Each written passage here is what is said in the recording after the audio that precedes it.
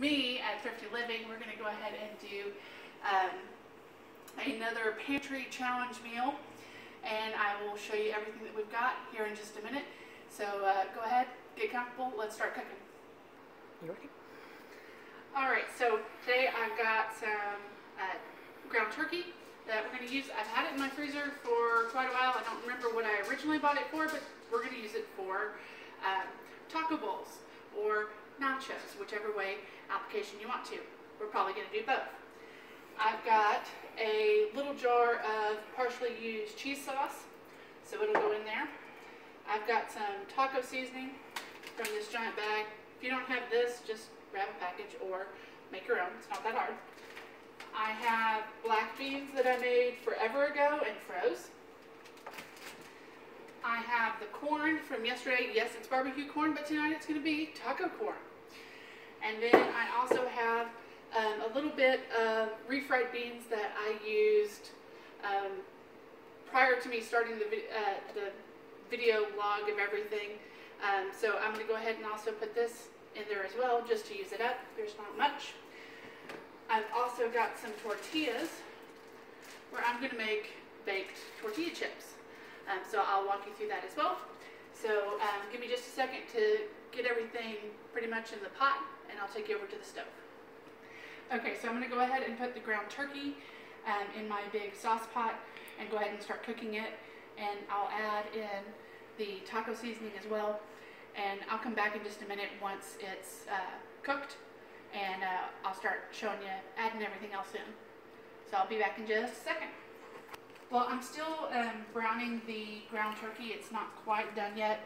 Some of it here, it looks like in the center was still a little on the frozen side, so I'm still just mashing it up, trying to get everything broken up. And here shortly, once I get it all broken up at least, I'll go ahead and add in the taco seasoning, and then we'll start mixing that up and adding all the other ingredients. So I will be back shortly here once we're there. Okay, so our ground turkey has been all broken up, and it's still pale, but we're still cooking it through here. You can also do this with ground beef. I just had a rogue thing of ground turkey in my pot, or in my freezer, so into the pot it went tonight. So, but you can do this with ground beef, ground pork, ground chicken, ground turkey. It would work with all that. Ground deer, it's really good. I have that in my freezer too. So we'll get to that part eventually as well. But here shortly, I'm going to start adding all the ingredients in. I'm going to show you a special ingredient for those who say they don't like ground turkey. You add just a little bit of soy sauce into this, and it will turn the meat a little bit closer to brown, so it looks more like ground beef, and it also imparts a really good savory flavor as well. You won't know it's there, but you know, nobody else will know it's there. But it's really, really good. So give me just a minute, and I'm going to start adding everything in. Alright, so I'm adding in my soy sauce. So I'm just going to add just a little bit to the pan to have it coat and color some of the meat a little bit. And you can kind of just add a little bit or a little less, just depending on what you like. I mean, you don't want it to completely taste like, you know, you're having Chinese food, but we're just going to add a little bit for color. Now I'm going to add my taco seasoning. This is 6 teaspoons from my big giant bag. And I'm going to go ahead and instead of water, I'm just going to add diced tomatoes.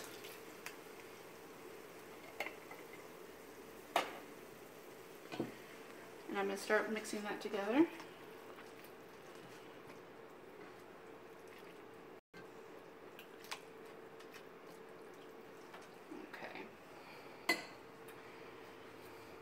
I've got a jar of salsa.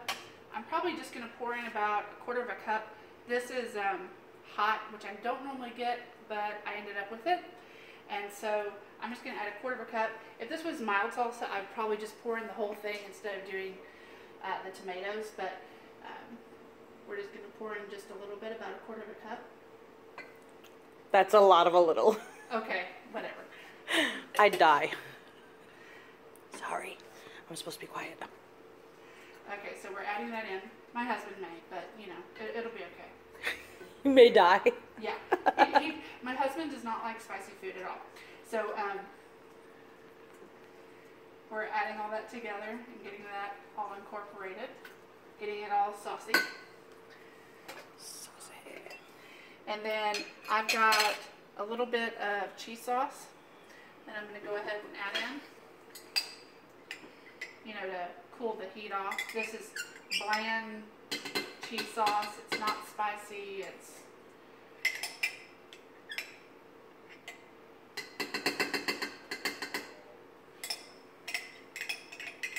trying to scrape the jar. Might as well use it all. I bought it all. Sorry for the banging on the side. Okay, so yesterday's barbecue corn is becoming today's Mexican corn. And it goes. Again, it'll also add some sweetness to combat that heat. So you don't kill your husband. Yes, so husband doesn't die.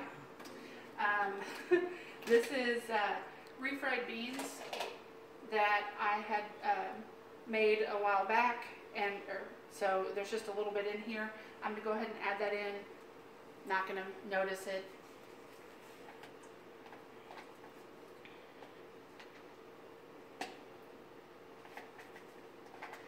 It was only enough to make a couple of bean burritos, so I thought, well, you know, it doesn't really help me that much to use it for bean burritos, so I figured it would be okay in here. And lastly, I have black beans.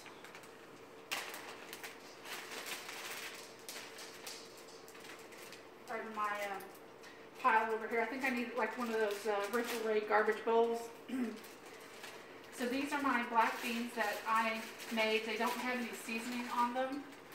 They're just plain black beans, and then I measured them out into freezer bags for 1.5 cups. So I would have equivalent to a can of black beans. And so that's basically what that is.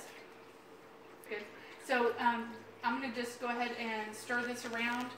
And here I'm going to go ahead and clean up my mess, and then let this cook for a little bit, and I'll go ahead and start preparing some of the tortilla strips to make baked tortillas.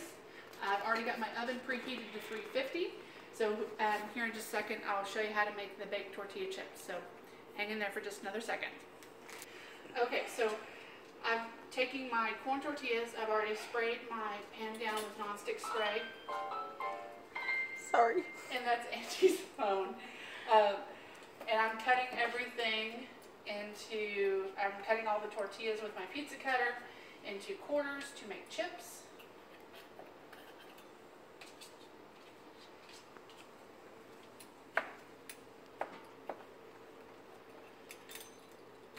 And now I'm just going to put them on my baking sheet, slightly haphazardly.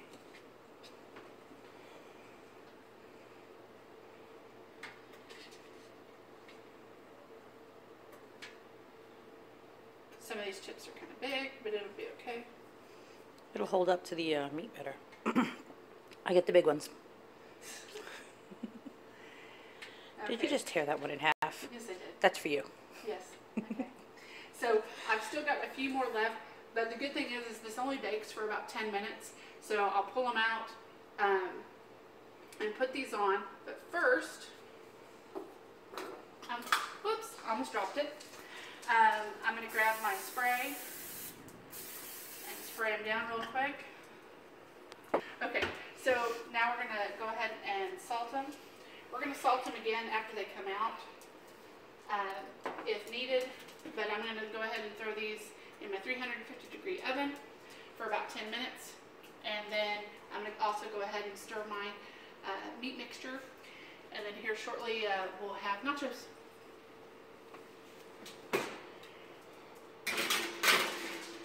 Okay, so this has just been simmering away. Our chips have another 2 minutes and 15 seconds. I've gone ahead and just turned off the heat on this. It's pretty much ready to go.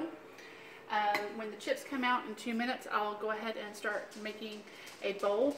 This would be really good over rice to make like a taco bowl.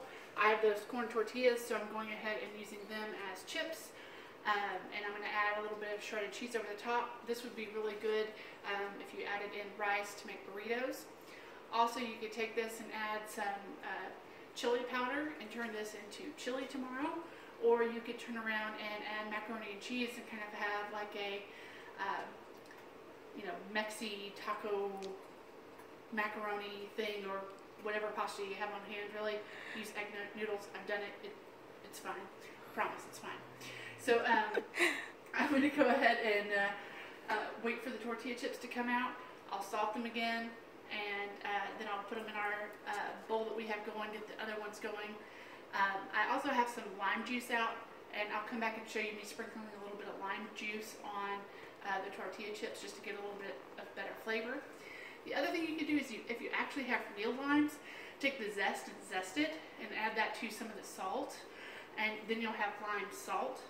And go ahead and add that to your chips, and it would be really, really good. You can also do the same thing for sweet applications and use a vanilla bean in your sugar, and then you have vanilla sugar. So just another little interesting thing that you can do with things that are lying around and just have no use.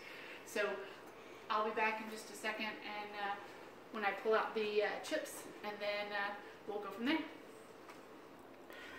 Okay, so my partner in crime took a break, and I am sprinkling just a touch of lime juice around on my chips, adding some salt. These got a little bit browner than I had anticipated, but it's okay. I'm going to get the next set on and in the oven, and I'll be back after that. Go ahead. Are you begging? You want something? You want some? Yes, I know you do. Okay. So here is some of our chips.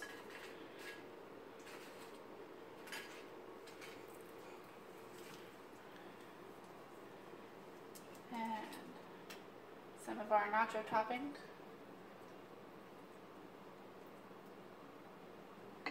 My husband's just going to break it up anyway, so it's fine like this for him. And then I'm just going to add a little bit of cheese. I have a 4-cheese Mexican, but really just about anything will work. If I didn't have this in my fridge, I would probably use sliced cheese if I had to, if I needed to, if that was all I had. It's just about using up what we've got. If you have sour cream, you can add sour cream. If you want more salsa, if you want sliced jalapenos, add it. It's whatever you've got that fits within what you're looking for. And this is what's for supper. So, this is dinner, and that's a beggar. Great mischief. Okay. Bye, you guys. I'll see you tomorrow. One more thing. Like the video, subscribe, hit the little bell so you never miss anything that we do here at Thrifty Living, and look forward to my bestie's Angie's channel, because she's the best, and I don't want you to miss anything there either. So we will see you tomorrow.